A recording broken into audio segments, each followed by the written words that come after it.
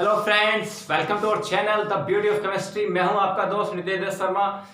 देखिए, आपके सामने 16 ट्रेंड्स लिखे हुए होंगे। बिल्कुल कार्बोकटाइन, कार्बोनाइन, फ्री रेडिकल, स्टेबिलिटी का ऑर्डर, और ये तीनों इंपॉर्टेंट क्या है, रिएक्शन इंटरमीडिएट्स।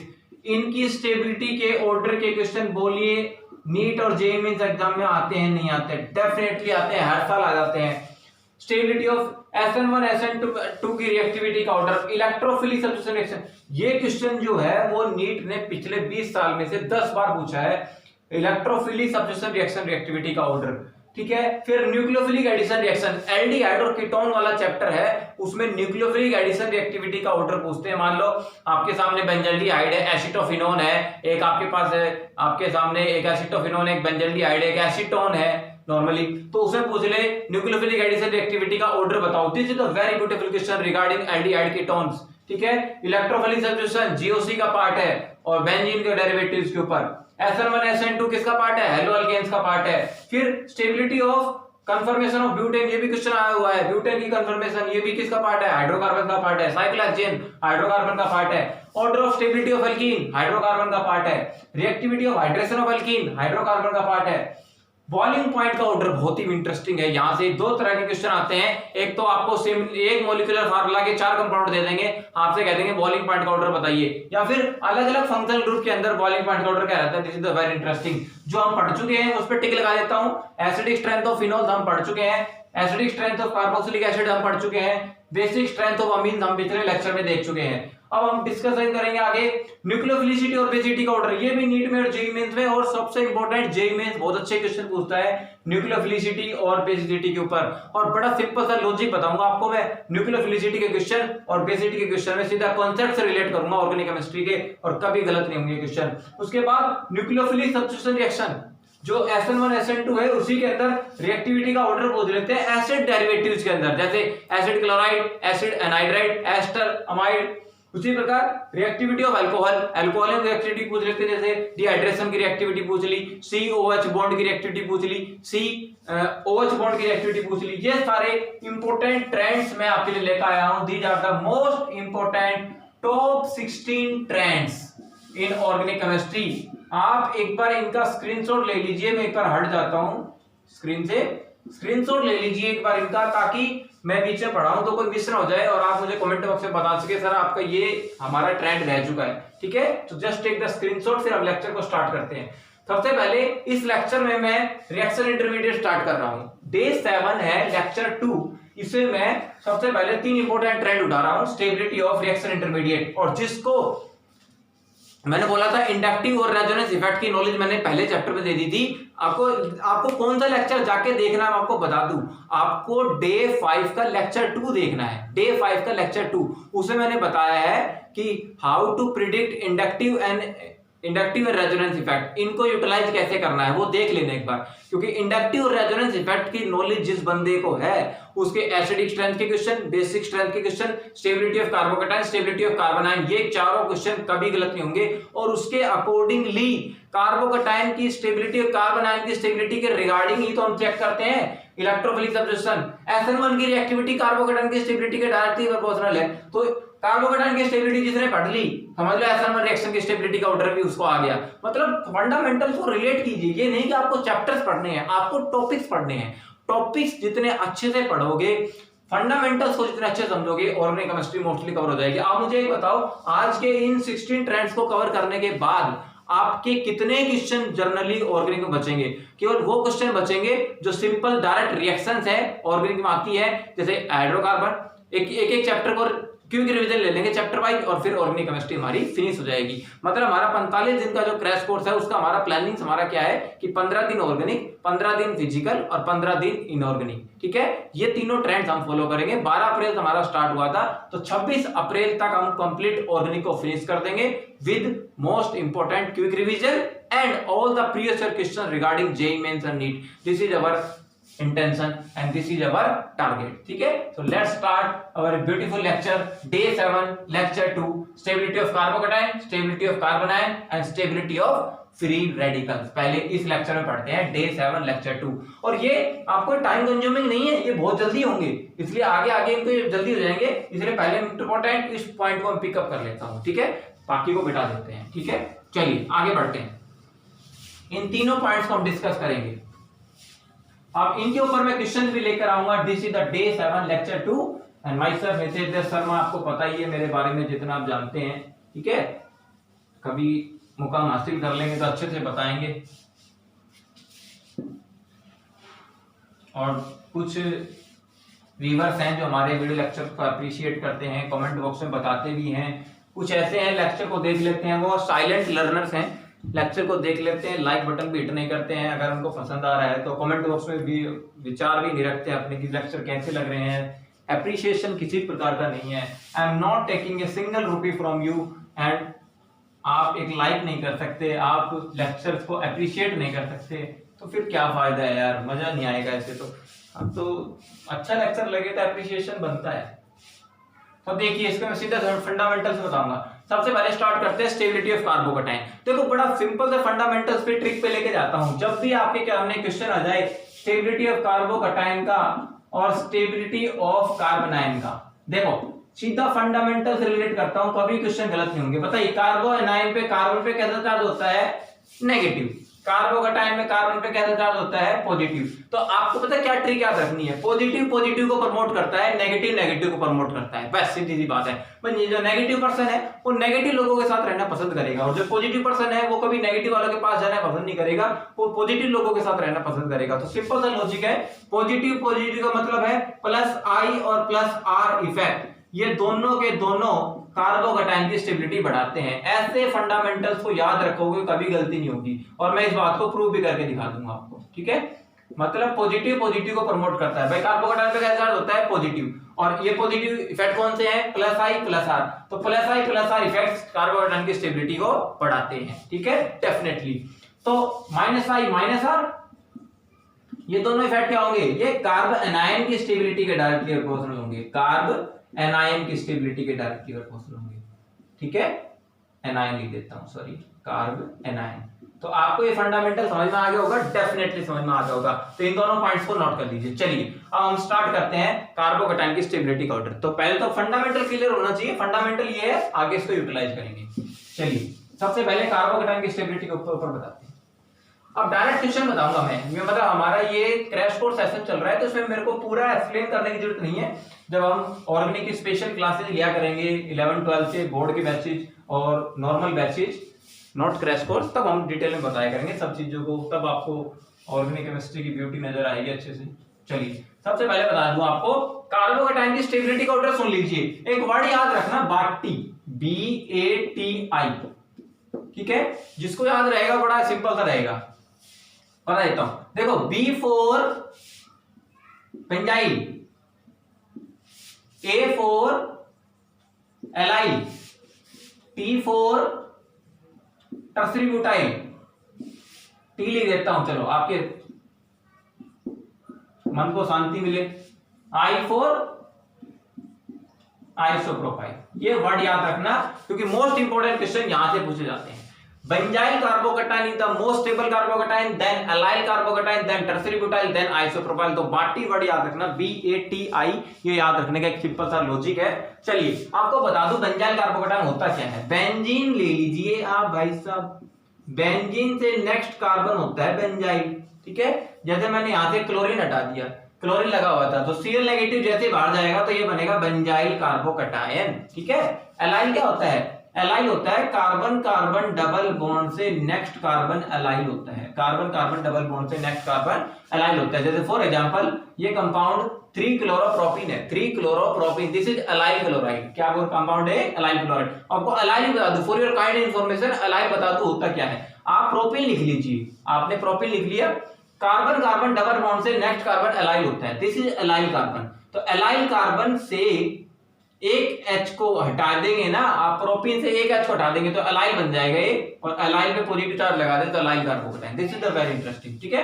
टर्सरी ब्यूटाइल क्या होता है, जब एक कार्बन से 3 अल्काइल ग्रुप अटैच हो, जैसे फॉर एग्जांपल यहाँ भी CH3 है, यहाँ भी CH3 है और यहाँ भी CH3 है और इस कार्बन से positive charge tertiary butyl carbocation. Isopropyl क्या होता है, जिस कार्बन पे पॉजिटिव चार्ज है उसके साथ दो अल्काइल ग्रुप अटैच हो। कितने अटैच हो, दो अल्काइल ग्रुप अटैच हो, तो इसके साथ H होता है, तो दिस इज आइसोप्रोपाइल कार्बोकेटाइन। ठीक है, तो ये ऑर्डर हो गया। बेंजाइल कार्बोकेटाइन ज्यादा स्टेबल होता है, फिर अलाइल, फिर टर्सरी ब्यूटाइल, फिर आइसोप्रोपाइल। ठीक है, नो डाउट। और आपको मोस्ट इंपोर्टेंट ऑर्डर तो पता ही है कि टर्सरी कार्बोकेटाइन ज्यादा स्टेबल होता है, फिर प्राइमरी, फिर ये। ठीक है, मेरे को कुछ ज्यादा बताने की जरूरत नहीं है। जैसे फॉर एग्जांपल अगर मैं टर्सरी का केस लूं तो CH3 की होल ट्वाइस C पॉजिटिव हो गया, ये टर्सरी ब्यूटाइल कार्बोकेटाइन।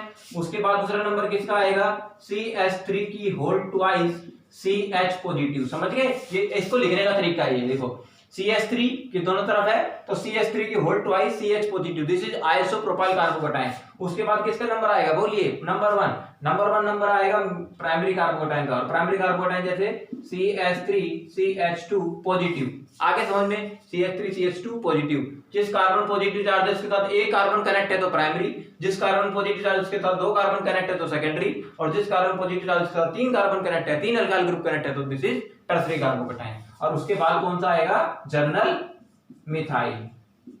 और उससे भी लेस स्टेबल होता है मेरे भाइयों विनाइल कार्बोकेटाइन। देखो विनाइल क्या होता है बता दूं, इथीन होते हैं, इथीन लिखते हो आप, CH2 double bond CH2, ethene में से एक H निकाल लीजिए, मतलब डबल बॉन्डेड कार्बन में से एक कार्बन पे अगर पॉजिटिव चार्ज है तो this is called vinyl carbocation. Carbon carbon double bond से नेक्स्ट कार्बन एलाइल होता है, और कार्बन कार्बन डबल बॉन्ड से किसी एक कार्बन पॉजिटिव चार्ज होता है तो उसको विनाइल कहते हैं। तो मैं यहाँ पे स्पेशली मेंशन कर देता हूं विनाइल कार्बोकेटाइन, सबसे लीस्ट स्टेबल कार्बोकेटाइन माना जाता है। और भी होते हैं, जैसे फिनाइल भी होता है, फिनाइल कार्बोकेटाइन, तो उसको भी आप लिख सकते हैं। तो फिलहाल यहाँ पर ये फोकस कीजिए, आगे डेफिनेटली क्लियर। इस ऑर्डर को लिख लीजिए आप, ये बहुत ही इंटरेस्टिंग है क्वेश्चन एग्जाम के लिए, कि पहले बेंजाइल, फिर एलाइल, फिर टर्सरी ब्यूटाइल, फिर आइसोप्रोपाइल, और आइसोप्रोपाइल के बाद का ऑर्डर ये रहा, कौन सा है, ये रहा।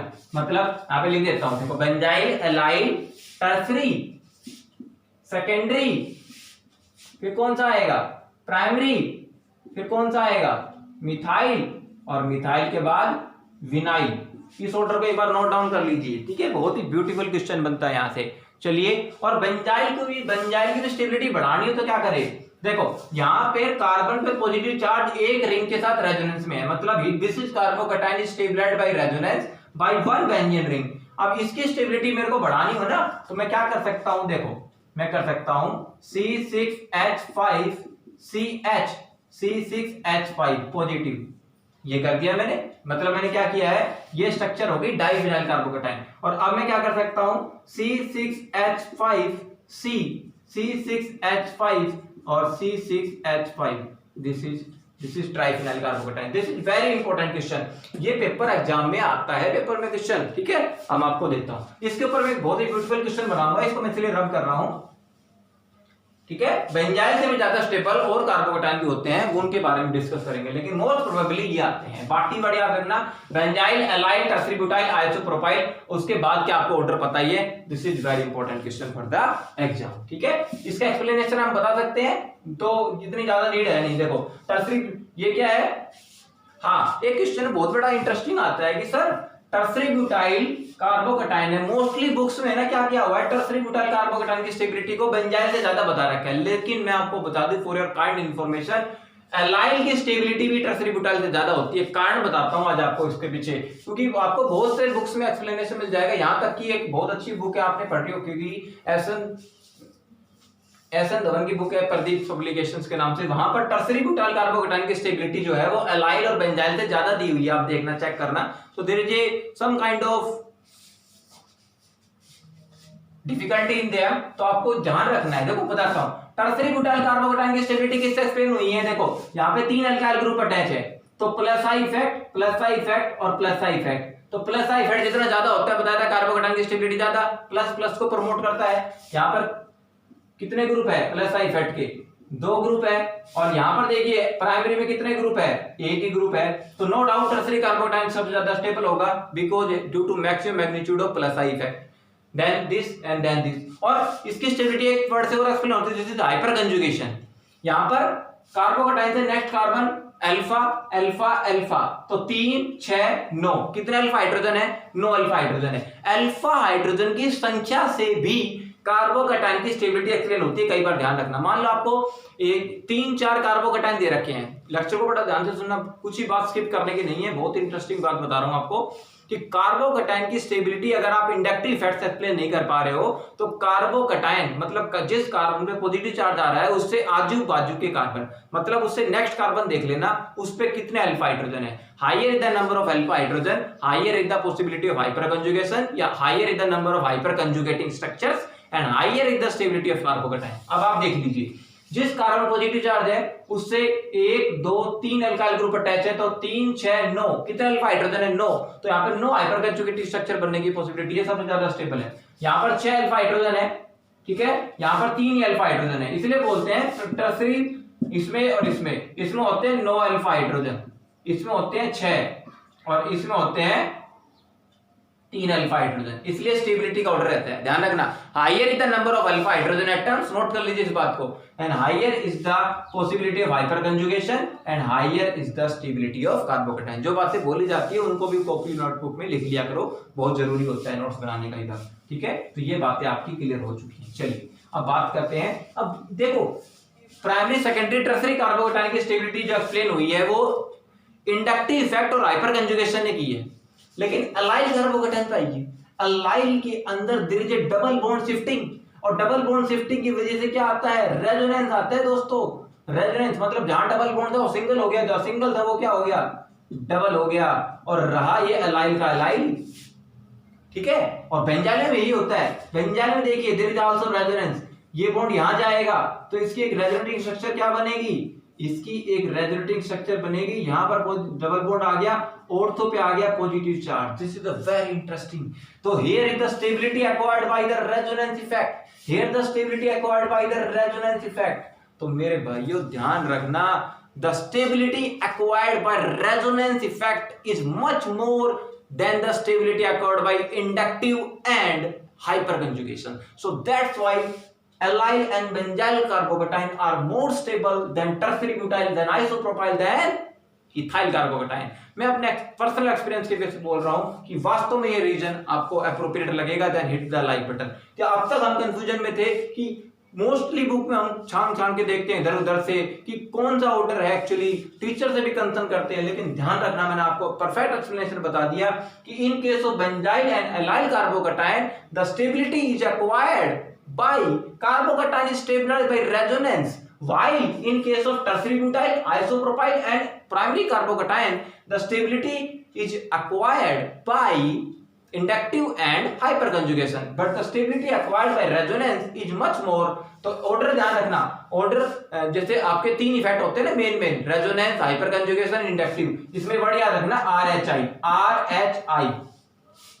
RHI, R for resonance, H for hyper conjugation, I for inductive.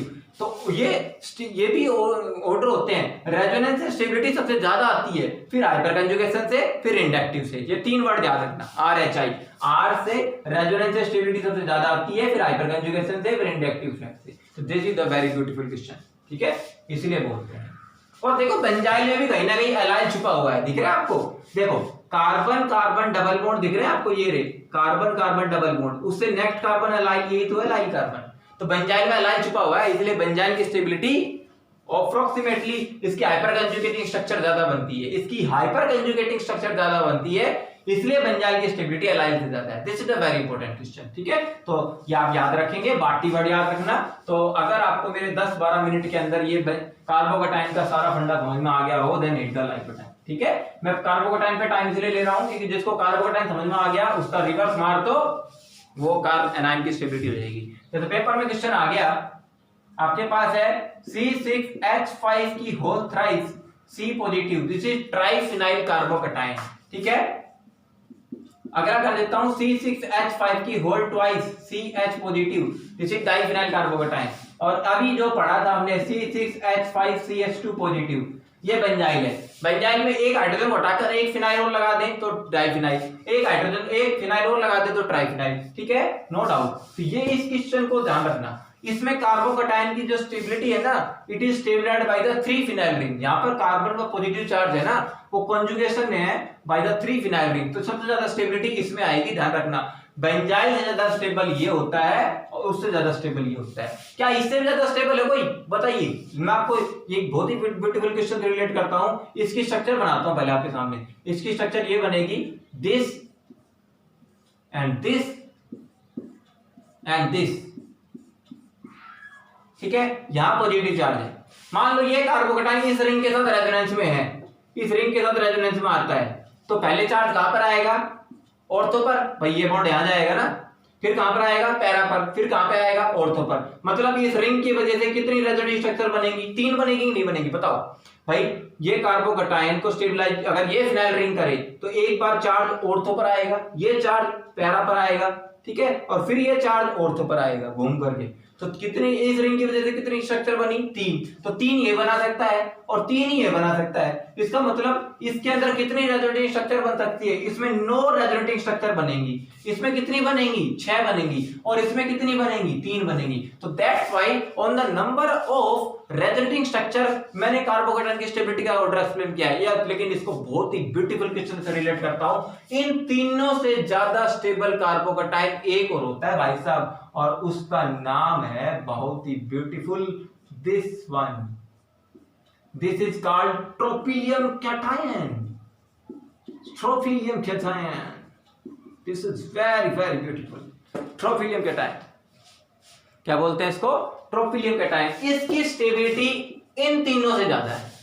कारण, अब आपको एक बहुत ही ब्यूटीफुल क्वेश्चन पूछता हूं। ये क्वेश्चन मुझसे इंटरव्यू में पूछा गया था कि ऑल्दो ट्राइफिनाइल कार्बोकैटायन में 9 रेजोनेटिंग स्ट्रक्चर है, कितनी है, 9। और इसमें आप रेजोनेटिंग स्ट्रक्चर बना के देखो, आपकी 9 तो बनेंगी नहीं, लेकिन फिर भी ट्रोपिलियम कैटायन ट्राइफिनाइल कार्बोकैटायन से ज्यादा स्टेबल है। बताइए, लगाइए दिमाग। क्वेश्चन समझे मेरा, पहला क्या पूछा है मैंने कि although triphenyl carbocation has more number of resonating structures as compared to tropylium cation, but still tropylium cation is more stabilized carbocation. Why? Okay, trap, लगाइए दिमाग। देखो मैं आपको बता देता हूं, अगर ये पॉजिटिव चार्ज पहले यहां जाए तो एक यहां पर पॉजिटिव चार्ज आएगा, एक स्ट्रक्चर बनेगी, ये बॉन्ड यहां आएगा, ठीक है, 2 स्ट्रक्चर बनेगी, ये बॉन्ड यहां आएगा, 3 स्ट्रक्चर बनेगी। मतलब ट्रोपिलियम कैटायन में मोस्ट प्रोबेबली 5 या 6 रेजोनेटिंग स्ट्रक्चर बना सकते हो, ठीक है। और मुझे कमेंट बॉक्स में बच्चे जरूर बताएंगे, ये आपको होमवर्क दे रहा हूं कि how many resonating structures are formed in tropylium cation, ठीक है। गूगल पे सर्च नहीं करना है, बताना है कि how many resonating structures are formed in tropylium cation, this is your homework, आप मुझे बताएंगे, ठीक है। तो 9 से तो कम ही बनेगी। अब क्वेश्चन पुटअप होता है कि फिर भी ट्रोपिलियम कैटायन ज्यादा स्टेबल क्यों है, तो आपको कारण बता दूं। आप ये देखिए, पहले ट्राइफिनाइल कार्बोकैटायन के अंदर जैसे ही मैंने इस रिंग का ये पाई बॉन्ड रेजोनेंस में लाया, तो इस बेंजीन रिंग ने क्या कर दी, अपनी एरोमेटिसिटी लूज कर दी। कर दी कि नहीं कर दी? इस रिंग ने अपना एरोमेटिक कैरेक्टर लूज कर दिया, क्योंकि ये पाई बॉन्ड आगे शिफ्ट हो गया। समझे? बिल्कुल समझ गए। लेकिन ट्रोपिलियम कैटायन में आप कोई भी रेजोनेटिंग स्ट्रक्चर बना के देख लो, मैं आपको बना के दिखाता हूं। ट्रोपिलियम कैटायन के अंदर ये पाई बॉन्ड यहां गया, तो रेजोनेटिंग स्ट्रक्चर क्या बनेगी, देखो रेजोनेटिंग स्ट्रक्चर बनेगी ये वाली। ये पाई बॉन्ड यहां चला गया, तो यहां डबल बॉन्ड बन गया, पॉजिटिव चार्ज यहां आ गया, ये बॉन्ड और ये बॉन्ड। अभी देखिए, पहले पाई बॉन्ड कितने थे, 3 थे, मतलब पहले भी 6 पाई इलेक्ट्रॉन थे, और according to Huckel's rule aromatic हो गए। अभी भी कितने 6 पाई इलेक्ट्रॉन्स है, 6 पाई इलेक्ट्रॉन्स है, तो अभी भी हक्कल रूल के अकॉर्डिंग क्या है, एरोमेटिक है। तो मतलब tropylium cation is more stabilized carbocation in comparison to triphenyl carbokation, although it has lesser number of resonance structure, because in any of the resonance structure it does not lose its aromatic character। अपनी aromaticity को lose नहीं करता भाई साहब ये, और aromaticity को lose नहीं करता, तो that's why it is more stabilized carbocation। तो ऑर्डर मिल गया आपको, ट्राइफिनाइल, देखो tropylium, triphenyl, then diphenyl, then benzyl. Benzyl के बाद आपको पता ही है बाटी वाला rule, benzyl, allyl, tertiary butyl, isopropyl, then primary, methyl, vinyl, phenyl. आया मजा? बिल्कुल आएगा भाई। I will definitely make you to fall in love with chemistry. चलिए, ये हो गया कार्बोकैटायन की स्टेबिलिटी का ऑर्डर, सब कुछ हो गया। अब बहुत ही ब्यूटीफुल क्वेश्चन रिलेट करते हैं। ठीक है, ये लास्ट पार्ट है हमारा, फिर कार्बोकटायन खत्म हो जाएगा। कार्बोकटायन ये है मालूम, बेंजाइल कार्बोकटायन। कौन सा है? Benzyl carbocation. तो आपको ऑर्डर याद रखना है दोस्तों, बेंजाइल कार्बोकटायन में अगर मान लीजिए यहां पर मैंने लगाया नाइट्रो ग्रुप, ठीक है, चलिए, और फिर मैंने लगाया बेंजाइल कार्बोकटायन में यहां पे क्लोरीन ग्रुप, बहुत ही ब्यूटीफुल क्वेश्चन जनरेट करने जा रहा हूं मैं यहाँ पे, और यहां पे बेंजाइल कार्बोकटायन पे लगाया मैंने मिथाइल ग्रुप, ठीक है, और फिर मैंने बेंजाइल कार्बोकटायन पे लगाया पैरा पोजीशन पे मिथॉक्सी ग्रुप। इन चारों कार्बोकटायन को, बेंजाइल कार्बोकटायन को स्टेबिलिटी के इंक्रीजिंग ऑर्डर में लगाना है। लगाइए दिमाग। चलिए मैं आपको बता दूं, फॉर योर काइंड इंफॉर्मेशन, पहले मैं ट्रिक पे जाऊंगा। बच्चों को ट्रिक बताना बहुत जरूरी होता है, शॉर्ट ट्रिक से पकड़ते हैं बच्चे। कितने बच्चों को पता है, मैंने एक पॉइंट बताया था कि plus I effect is directly proportional to stability of carbocation. बताया था, डेफिनेटली बताया था, ठीक है, और प्लस आर इफेक्ट। तो प्लस आई को तो भूल जाइए, यहां पे प्लस आर इफेक्ट लगेगी, ठीक है। अब एक बात और देखिए, मैंने आपको 4 बातें बताई थी, नाइट्रो, क्लोरो, मिथाइल, मिथॉक्सी। कितने लोगों को पता है अगर हम नाइट्रो, क्लोरो, मिथाइल, मिथॉक्सी की तरफ जाते हैं तो बेसिक स्ट्रेंथ बढ़ती है एनिलीन्स की केस में, नाइट्रो, क्लोरो, मिथाइल, मिथॉक्सी। अब नाइट्रो का केस है, यहाँ पे दोनों इफेक्ट है माइनस आई माइनस आर। तो देखो plus I plus R carbocation की स्टेबिलिटी बढ़ाते हैं, मैंने कहा था प्लस वाला प्लस को प्रमोट करता है। प्लस आई और प्लस आर इफेक्ट दोनों कार्बोकटायन की स्टेबिलिटी के क्या है? डायरेक्टली प्रोपोर्शनल है। कार्बोकटायन की स्टेबिलिटी के क्या है? डायरेक्टली प्रोपोर्शनल है। तो माइनस आई माइनस आर क्या करेगा? स्टेबिलिटी डाउन करेगा, तो सबसे लेस स्टेबल हो गए। क्लोरीन में ग्रुप होता है माइनस आई और प्लस आर, बिल्कुल, लेकिन मैंने बताया था हैलोजेंस के अंदर माइनस आई इफेक्ट डोमिनेटिंग होता है प्लस आर से। Minus I effect dominating as compare to plus R effect, that's why जितने भी हैलोबेंजीन्स होती हैं उनको डीएक्टिवेटिंग ग्रुप बोलते हैं, ठीक है, इलेक्ट्रोफिलिक सब्स्टिट्यूशन रिएक्शन के प्रति डीएक्टिवेटिंग करते हैं। तो डेफिनेटली हो जाएगा दूसरा नंबर। फिर मिथाइल और मिथॉक्सी मैंने बता रखा है, मिथॉक्सी का अकेले का जो प्लस आर इफेक्ट है ना, मिथॉक्सी ग्रुप का, एल्कोक्सी ग्रुप का प्लस आर इफेक्ट अकेले का एल्काइल ग्रुप के प्लस आई और प्लस आर इफेक्ट से ज्यादा होता है। तो that's why plus R effect क्या करता है? कार्बोकटायन की स्टेबिलिटी इंक्रीज करता है। तो नो डाउट हम माइनस आर से प्लस आर की तरफ जा रहे हैं, माइनस आर स्टेबिलिटी घटाता है, प्लस आर स्टेबिलिटी बढ़ाता है। तो ध्यान रखना, नाइट्रोक्लोरो मिथाइल मिथॉक्सी, नाइट्रोक्लोरो मिथाइल मिथॉक्सी ये कार्बोकटायन की स्टेबिलिटी के इंक्रीजिंग ऑर्डर रहेंगे और यही इसका आंसर है। याद रख लीजिए, कभी गलती नहीं होगी, मैं आपको लिख के दे रहा हूं, ठीक है। और जो कार्बोकटायन की स्टेबिलिटी के इंक्रीजिंग ऑर्डर है वो कार्ब एनायन के लिए उल्टा काम करेंगे, क्योंकि नेगेटिव नेगेटिव को प्रमोट करता है। अगर मैं कह दूं, बड़ा ध्यान से सुनना कॉन्सेप्ट को, इसे मैं रिलेट कर देता हूं, फिर मेरे क्वेश्चन दोबारा तो लिखना नहीं पड़ेगा, मेरे को टाइम बच जाएगा। अगर मैं कह दूं ये प्लस आई और प्लस आर की जगह माइनस आई और माइनस आर है, मतलब minus I minus are effect, अब ये कार्बोकटायन की स्टेबिलिटी की जगह किसकी स्टेबिलिटी के डायरेक्टली प्रोपोर्शनल हो जाएंगे? कार्ब एनायन की स्टेबिलिटी के डायरेक्टली हो जाएंगे। तो नो डाउट अगर मैं तीन चारों नेगेटिव कर दूं, पॉजिटिव की जगह क्या कर दूं? नेगेटिव, यहां भी क्या कर दूं? नेगेटिव, और यहां भी क्या कर दूं? नेगेटिव। अब ये चारों बन गए बेंजाइल कार्बन आयन। अब मेरे को एक बात बताइए, नेगेटिव नेगेटिव किसको प्रमोट करता है? नेगेटिव को। कार्बन आयन पे कैसा होता है? नेगेटिव। अब ये minus I minus are effect carbocation की स्टेबिलिटी को बढ़ाएंगे। तो अब दोस्तों नोट कर लीजिए, ये चारों ग्रुप ही सबसे ज्यादा मिलेंगे आपको। ये ऑर्डर जो है, ये तो ध्यान रखना, ये कार्बोकटायन की स्टेबिलिटी का है। पहले तो इसको स्क्रीनशॉट ले लीजिए, जल्दी से हट जाता हूं एक बार, देखिए ये चारों का ऑर्डर है कार्बोकटायन की स्टेबिलिटी का, ये स्क्रीनशॉट। चलिए सेकंड वन, ये कार्बोकटायन की स्टेबिलिटी का ऑर्डर है। अगर मैं इसको रिवर्स मार दूं, अगर मेरे को कार्बोकटायन की जगह कार्ब एनायन की स्टेबिलिटी चेक करनी है, तो इस पॉइंट को इस पॉइंट को इस पॉइंट को हटाओ और ऐसे कर दो। यही तो समझाना है फंडा। अरे बहुत इजी हो जाएगी केमिस्ट्री। तो नाइट्रो, अब इसको फंडे बोल्ट पे मार दो, this one this one this one, check कर लेना कभी गलती मिल जाएगा। यही तो मैं फंडा आपको समझाना चाह रहा हूं कि जितना अच्छे से क्रैम नहीं करना है, कॉन्सेप्ट को समझना है, बहुत ही ब्यूटीफुल कॉन्सेप्ट है। तो ये कार्बन आयन की स्टेबिलिटी का ऑर्डर हो गया। अब ये टाइम बच गया, मेरे को ये चारों बेंजीन रिंग नहीं बनानी पड़ेगी, मेरे को सारा एक्सप्लेनेशन दोबारा नहीं देना पड़ेगा।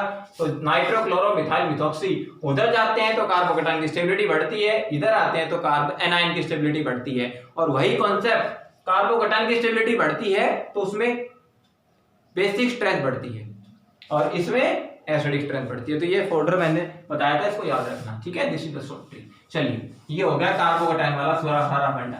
अब कार्बन आयन पे आते हैं और फिर रेडिकल पे आते हैं। जल्दी से लेक्चर खत्म करते हैं, ठीक है। लेंथी लेक्चर बनाना नहीं है ताकि बच्चे फिर लेंथी लेक्चर को देखकर देखते भी तो नहीं है। नितेश सर के लेक्चर लेंथी होते हैं but so much beneficial and useful, time consuming होना चाहिए, वो बात नहीं है। अब देखो थोड़ा सिंपल सा कॉन्सेप्ट बता देता हूं। जो आपने कार्बोकैटायन की स्टेबिलिटी का ऑर्डर पढ़ा है, it is same as that of free radical. कुछ भी मत सोचो, कर दो सीधा, वही ऑर्डर रहेगा। लिख के दिखाओ, C6H5 की whole thrice free radical, triphenyl radical is the most stable free radical, then diphenyl radical, then benzyl radical, then allyl radical. मैं कुछ भी नहीं कर रहा, बस पॉजिटिव चार्ज की जगह डॉट लगा रहा हूं, मतलब फ्री रेडिकल।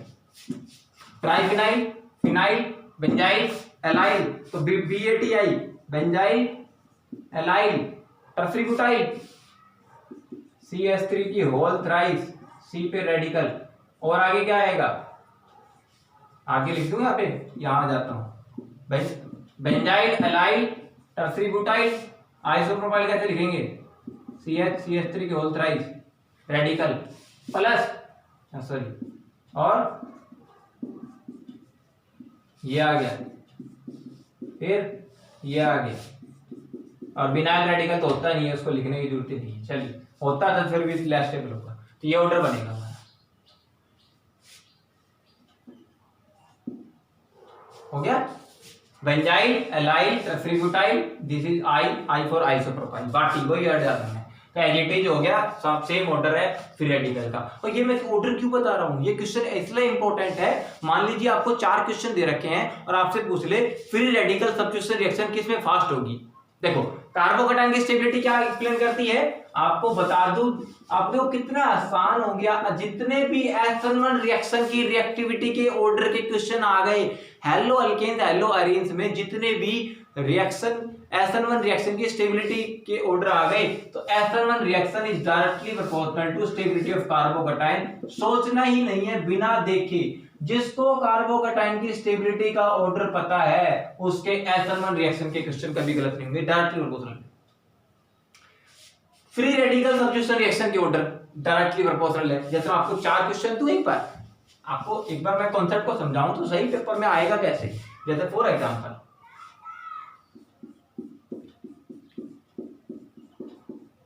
ये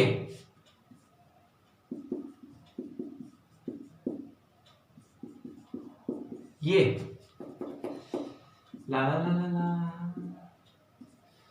ला ला ला ला ला,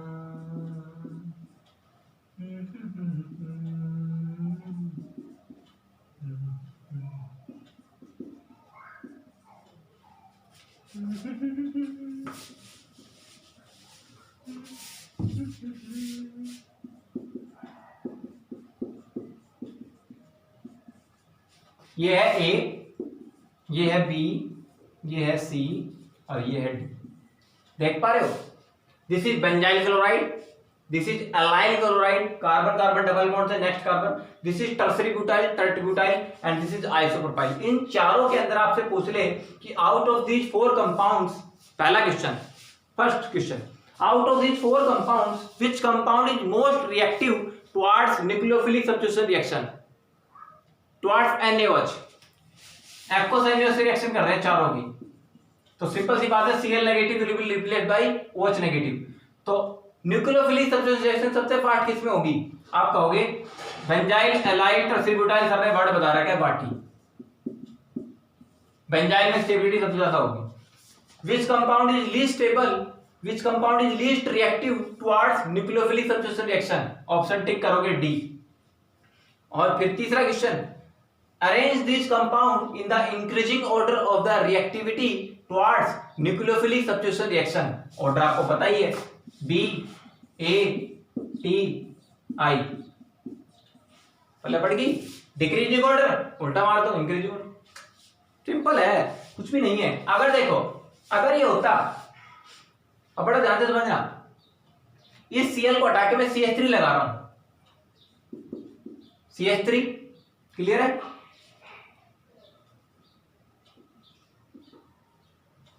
CH3 क्लियर है।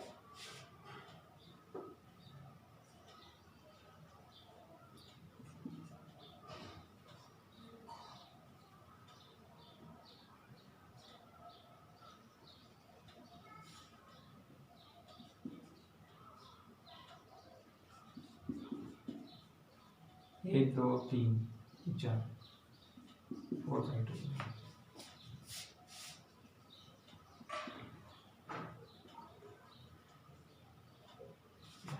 बढ़िया क्वेश्चन बन गया। आप देखिए,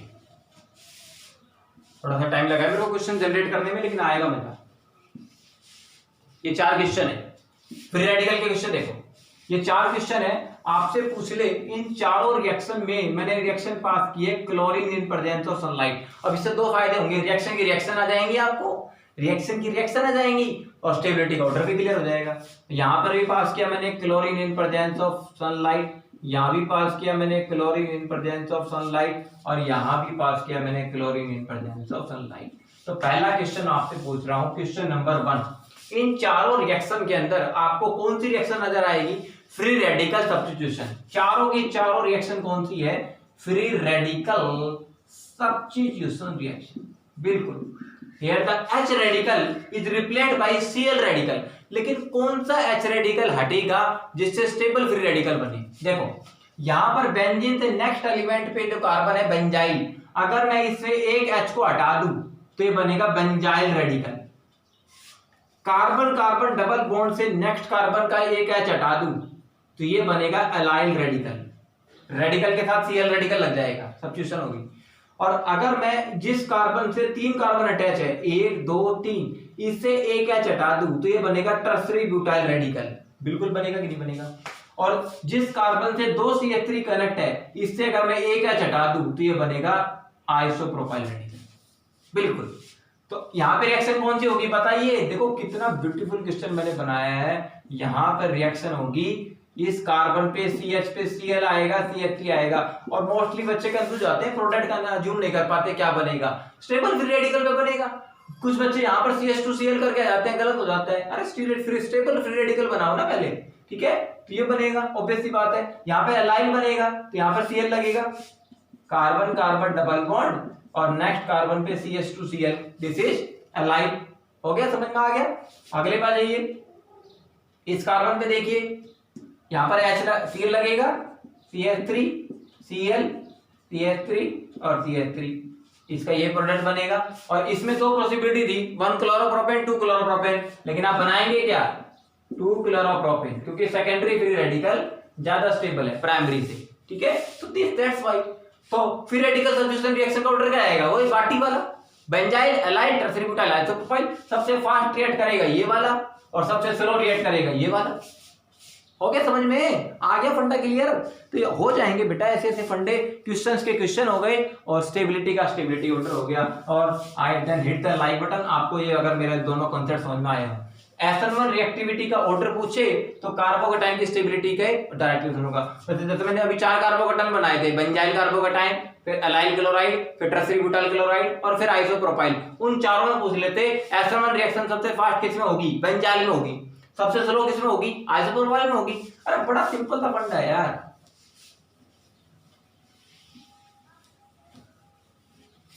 समझना है, समझना, ठीक है? आ गया सब फंडा समझ में? चलिए इसको मैं रब कर, अब देखो जिनमें रेजोनेंस आती है उनमें कार्बन आयन की स्टेबिलिटी का ऑर्डर वही रहेगा। देखो रेजोनेंस किस किस में होती है, नो डाउट बेंजाइल में रेजोनेंस होती है, ठीक है भाई, SN1 और SN2 भाई नेगेटिव आई और minus I minus are effect, ये कार्ब एनाइन की स्टेबिलिटी के क्या है, directly proportional stability of carbon है। लेकिन प्लस आई और प्लस आर सॉरी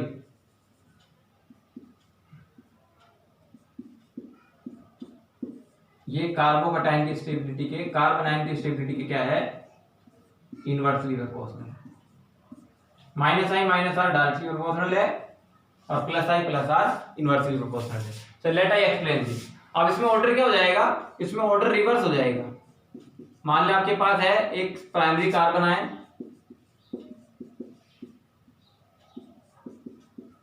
एक है सेकेंडरी कार्बन आयन अनायन, और एक है CH3 और CH3 यहाँ पे कार्बन आयन। अब आप देखिए plus I effect carbon ion की स्टेबिलिटी क्या है, इनवर्सली प्रोपोर्शनल।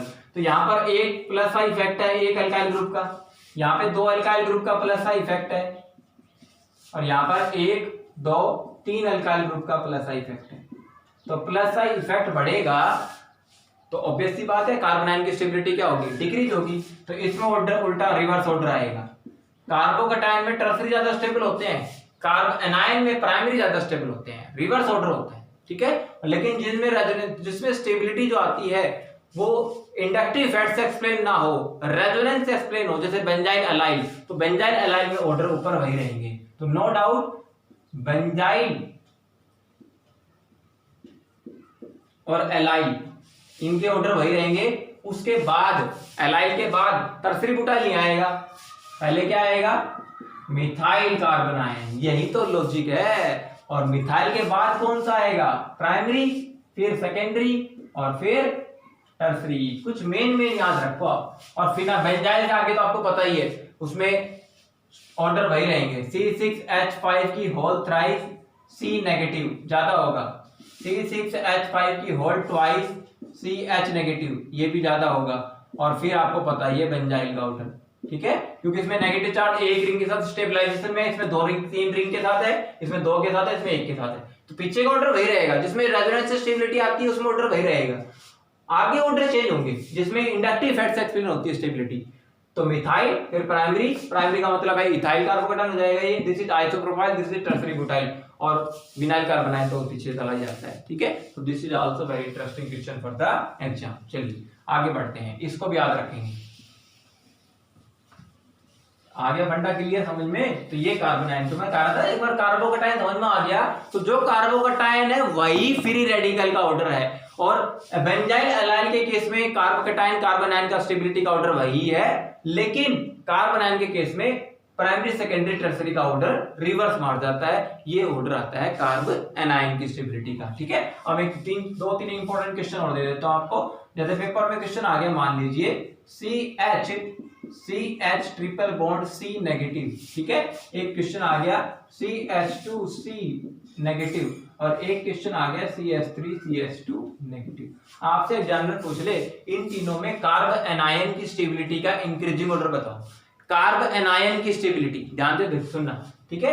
अब एक मेरी बात सुन लेना बड़ा ध्यान से जो मैं आपको बता रहा हूं अभी, कि S करेक्टर जो होता है ना भाई साहब, S character it is directly proportional to electronegativity. थोड़ा ध्यान से सुनना कॉन्सेप्ट को, आएगा वे समझ ले।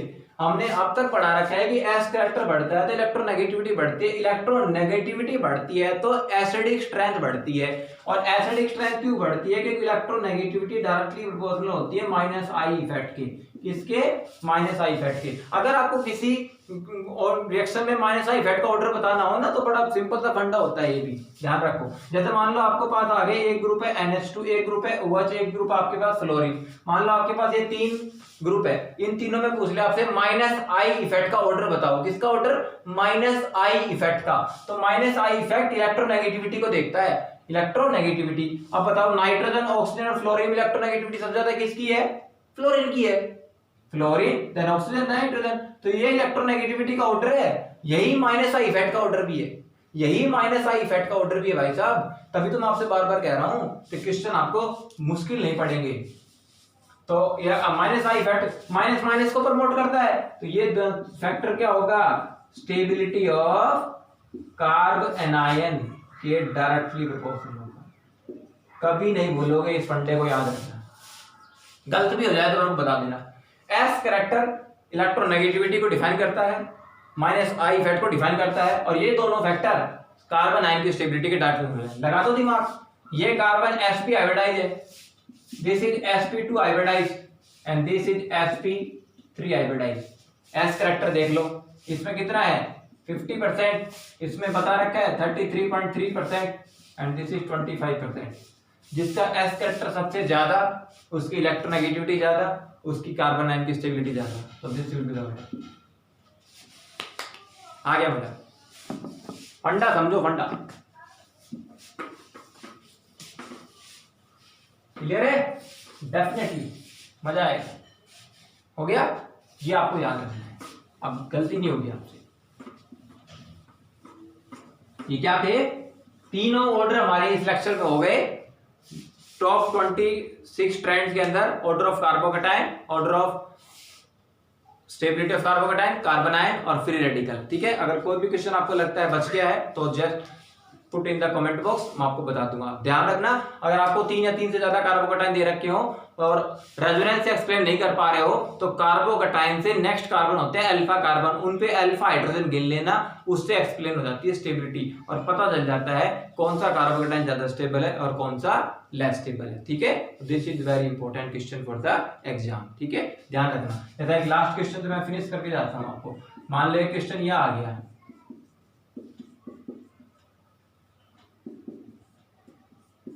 this one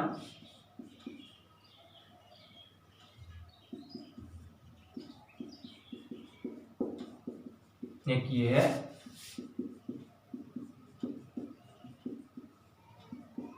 एक ये है,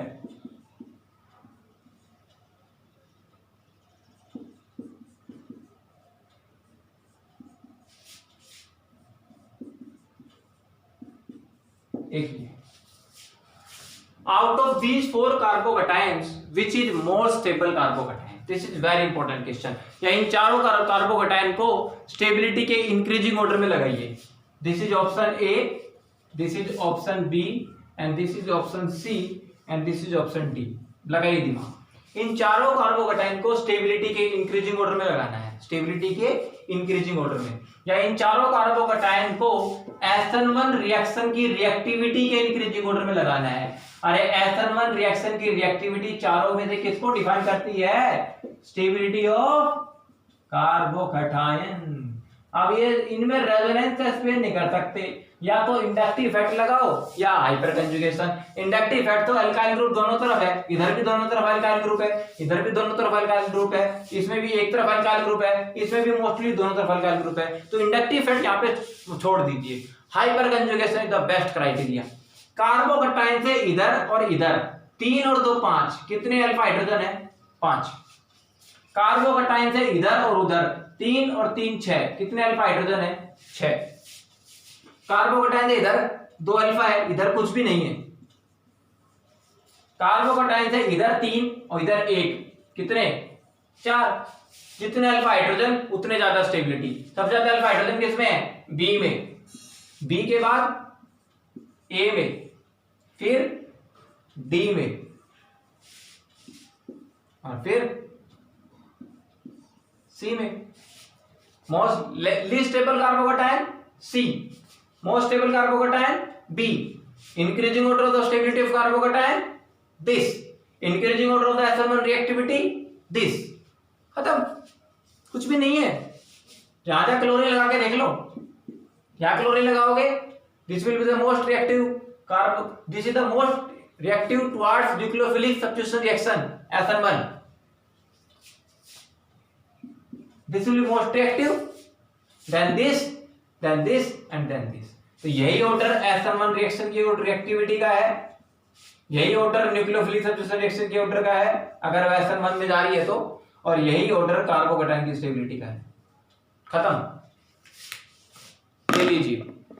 आगे बढ़ता समझ में कभी गलती नहीं होगी। तो this is about the top 3 trends of the carbocation carbanion and this is free radical. और आगे अगले लेक्चर हम डिस्कस करेंगे बाकी लेक्चर्स को, और उनसे बहुत important question JEE mains NEET हर साल पूछता है। कोई भी पेपर उठा के देख लीजिए, प्रीवियस ईयर के सारे पेपर उठा के देख लीजिए, इन टॉप 16 ट्रेंड से आपको हर साल क्वेश्चन मिलेंगे। और एक ट्रेंड का मतलब एक क्वेश्चन, एक ट्रेंड एक क्वेश्चन, एक ट्रेंड एक क्वेश्चन। तो आप जितने ट्रेंड पढ़ोगे उतने क्वेश्चन आपके कवर होंगे। ऑर्डरिंग में टॉपिक्स पढ़िए, ऑर्डरिंग मत पढ़िए, जितने टॉपिक पढ़ोगे उतने क्वेश्चन आएंगे। ठीक है, this is a very important intention. ठीक है, thank you so much for the patient listening. Channel पे जो नया है चैनल सब्सक्राइब करके बेल आइकन प्रेस कर लीजिए, और आपको कॉल नोटिफिकेशन मिलती रहे मेरे वीडियो लेक्चर्स की। और जैसे ही एनडीए सर का लेक्चर आए आपको पता चल जाए कि we are ready to watch the lecture. Thank you so much.